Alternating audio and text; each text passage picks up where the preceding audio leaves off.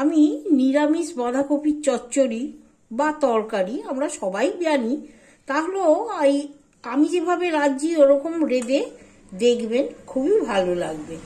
তা তার জন্য আমি একটা বাঁধাকপি এরকম কেটে নিয়েছি, আর দুটো আলু কেটে নিয়েছি ডুমো ডুমো করে, আর এক মুঠ মটরশুঁটি নিয়েছি।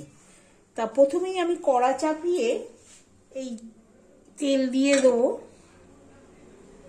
4-5 চামচের মতন।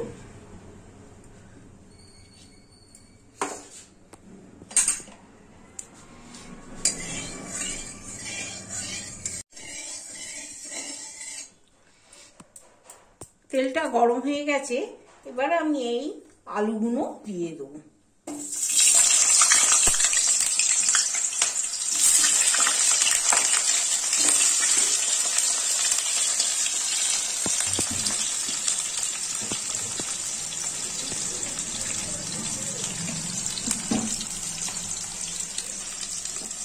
আলুগুলো একটু নেড়ে দেবো, আর এর মধ্যে আমি একটু হলুদ, সামান্য একটু হলুদ,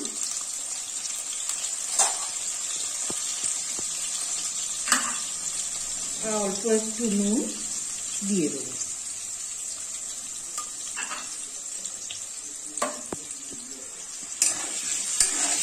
এরকম করেই আলুগুলোকে একটু লাল লাল করে ভেজে তুলে নেব। আলু দেখুন আমার ভেজে নিয়েছি আমি, এবার আমি আলুগুলোকে তুলে নেব।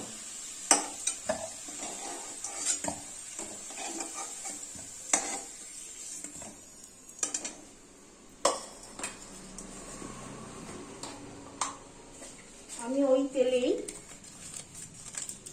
দুটো তেজপাতা,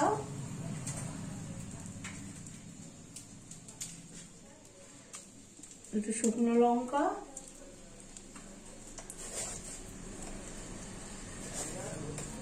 সাধারণত বাঁধাকপি আমরা জিরে ফোড়ন দিয়ে করি, আমি এখানে 5 ফোড়ন দিলাম। 5 ফোড়ন দিয়ে একবার করে আপনারা দেখবেন, গন্ধটা একদম অন্যরকম আসে।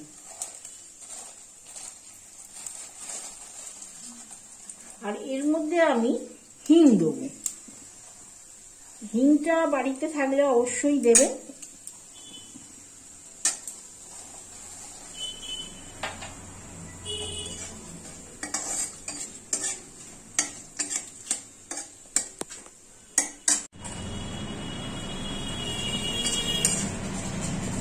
গন্ধ বেরোচ্ছে, একটু নেড়ে চেড়ে নিলাম, একটু গন্ধ বেরোচ্ছে যখন, তখন আমি এখানে আদা দিয়ে দেবো বড় 1 চামচ। আদাটা একটু বেশি দিতে হবে। এর মধ্যে হলুদ দেবো একটু,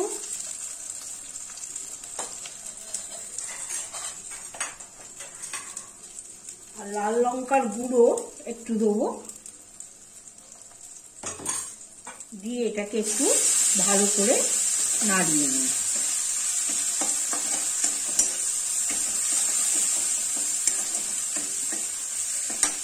সামান্য একটু জল দেবো, যাতে মশলাটা পুড়ে না যায়।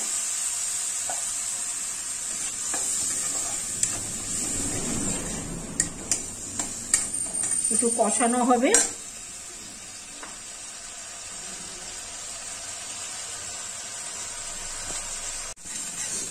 দেখুন এটা কষানো হয়ে গেছে। এবার আমি এর মধ্যে একটু একটু করে বাঁধাকপি দিয়ে দেবো। একসঙ্গে সবটা দেবো না, এরকম করে দিয়ে একটু নাড়িয়ে নেব।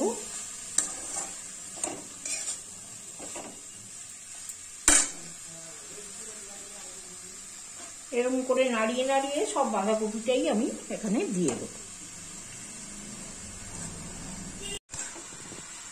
আমি সব বাঁধাকপিটা দিয়ে দিয়েছি, দিয়ে এরকম করেই মিশিয়ে নিয়েছি। ভালো করে এপিট ওপিট করে ভালো করে মিশিয়ে নিয়েছি। আমি এই পর্যায়ে নুন দেবো না, নুন দিলে জল বেরিয়ে যাবে। আমি ততক্ষণ বাঁধাকপির যে জলটা আছে ততক্ষণ আমি এটাকে নিয়ে একটু মশলার সঙ্গে ভালোভাবে ঢাকা দিয়ে দিয়ে কষে ফেরত আসছি।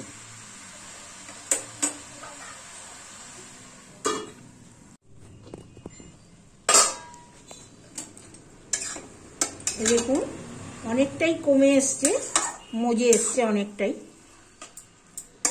আমি এই সময় এখানে মটরশুঁটিগুলো দিয়ে দিলাম, দিয়ে এটাকেও একটু নাড়াচাড়া করব।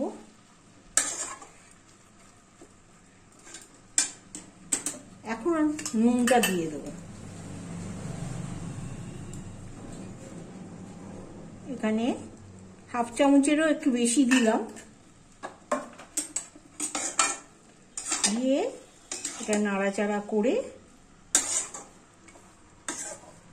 আবার আমি ঢাকা দিয়ে দেব।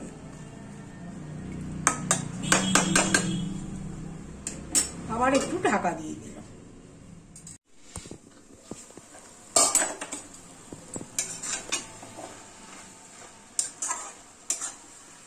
আলুটা যেহেতু ভাজা আছে, আমি আলুটা দিয়ে দিলাম। এবার আমি এখানে একটুও জল দিইনি, জল না দিয়েই করছি।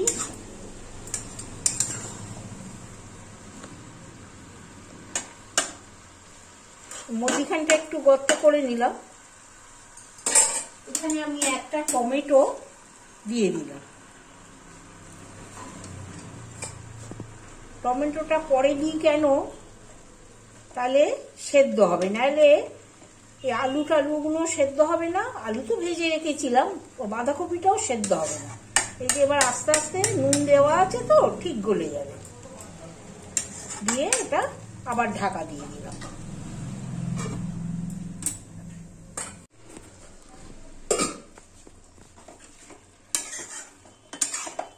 আমি আঁচটাকে কমিয়ে কমিয়ে করছি যাতে জল না দিতে হয়।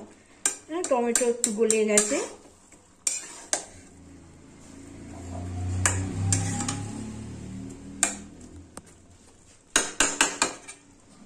আমি যতক্ষণ এটা হচ্ছে, আমি পাশের বার্নারে 3টে ছোট এলাচ, 4টে লবঙ্গ আর একটু দালচিনি আর 1 চামচ, ছোট চামচের 1 চামচ ধনে আর 1 চামচ জিরে একটু ড্রাই রোস্ট করে নিয়েছি। এটাকে মশলা করে নেব।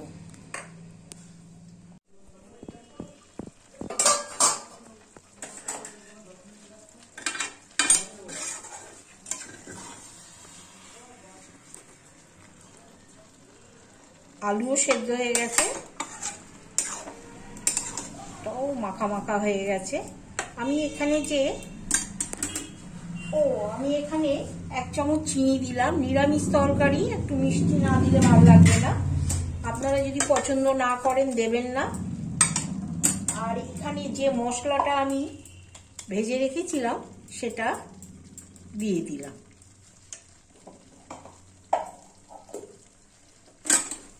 দিয়ে এটাকেও ভালো করে এর সঙ্গে মিশিয়ে নেব।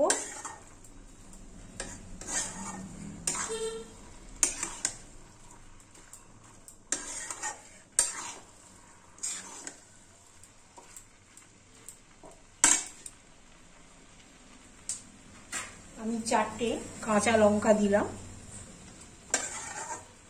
গন্ধটা ভালো হবে বলে।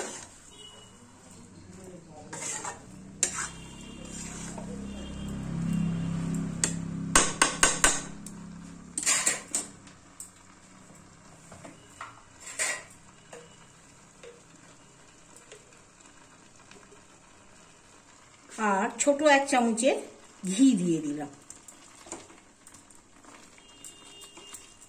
শীতকাল সব জমে গেছে।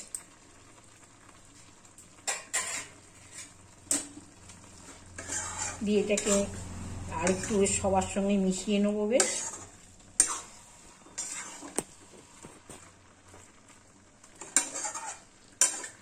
নমস্কার বন্ধুরা, প্রতিমার হেসেলে সবাইকে স্বাগত। আজকে আমি, যেহেতু মঙ্গলবার নিরামিষ দিন আমাদের, তা আমি আজকে একটা বাঁধাকপির চচ্চড়ি বা তরকারি যেটাই বলুন করেছি, সম্পূর্ণ নিরামিষভাবে। এটা ভাত, রুটি, পরোটা সবার সঙ্গে জমে যায়। আপনারা আমার মতন এইভাবে বানিয়ে একবার দেখুন।